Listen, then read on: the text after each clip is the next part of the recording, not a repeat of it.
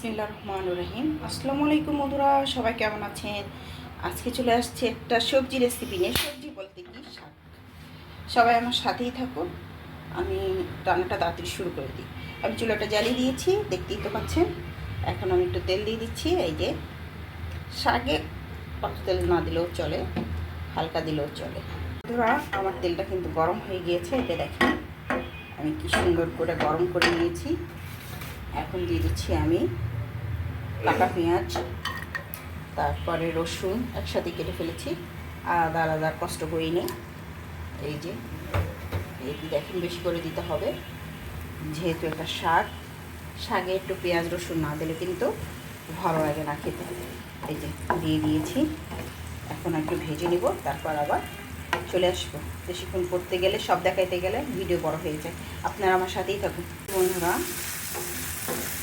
আমি পেঁয়াজ রসুনটা ভেজে নিচ্ছি আর একটু লবণ দিয়ে দিচ্ছি, যাতে চারিপাশ একেবারে নষ্ট না হয়ে যায় তেল থেকে।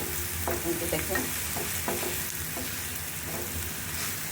আমার পেঁয়াজ রসুন ভাজা হয়ে গিয়েছে, বেশি দরকার নেই। এই যে আমি দিয়ে দিচ্ছি আজকের একটা অন্যরকম রান্না করবো। এটা হচ্ছে চাপা শুটকি। চাপা শুটকি দিয়ে দিলাম। এখন চাপা শুটকিটা আমি একটু ভেজে নেব সুন্দর করে। এভাবে আপনারাও ভেজে নেবেন, এভাবে কেউ শাক রান্না করে দেখেছেন। এখন আমি কাঁচা ঝাল দিয়ে দিচ্ছি। ঝাল একটু কম খাই, মাঝে মাঝে একটু বেশি খাই, বেশিরভাগ কমই খাই।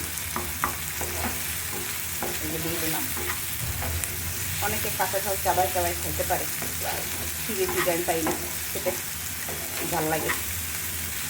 ঝাল লেগেছে, ঝাল লেগেছে, আমার ঝাল লেগেছে, গান মনে করে গেল, তাও আবার ভুল। আমি তো আর শিল্পী না যে গান মনে রাখতে পারবো। আসলে আমি গানের লিরিক্সগুলো কিন্তু মনে রাখতে পারি না। ওটা ছোটোবেলায় যখন গাইতাম তখন সামনে নিয়ে নিতাম, মুখস্থ করতে পারতাম না, এই জন্য আমি শিল্পী হতে পারিনি। এটা ভেজে নিচ্ছি সুন্দর করে। দেখুন যা সুন্দর ঘ্রাণ ফুটেছে চাপা শুটকি। চাপা শুটকিটাকে একেবারে মিশিয়ে দিচ্ছি। এভাবে মিশিয়ে দেবেন, দেখবেন যে শাক পাতা খাইতে এত ভালো লাগে। শাক পাতা, শাক পাতা, শাকটা একটা পাতাই, ওয়ান টাইমস অফ লিভস। এখন দিয়ে দিচ্ছি কলমি শাক। কলমি শাক দিতে পছন্দ করেন অবশ্যই কমেন্টে জানাবেন।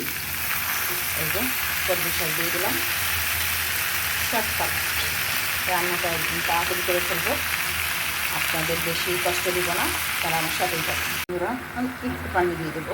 শাকে বেশি পানি দেওয়ার দরকার নেই, একটু পানি দিয়ে দেবো। কলমি শাক তো আরেকটা অল্প একটু পানি দিয়ে দিলাম, আর ঢেকে দেবো না, যাতে সবুজ সবুজ কালারটা নষ্ট না হয়ে যায়।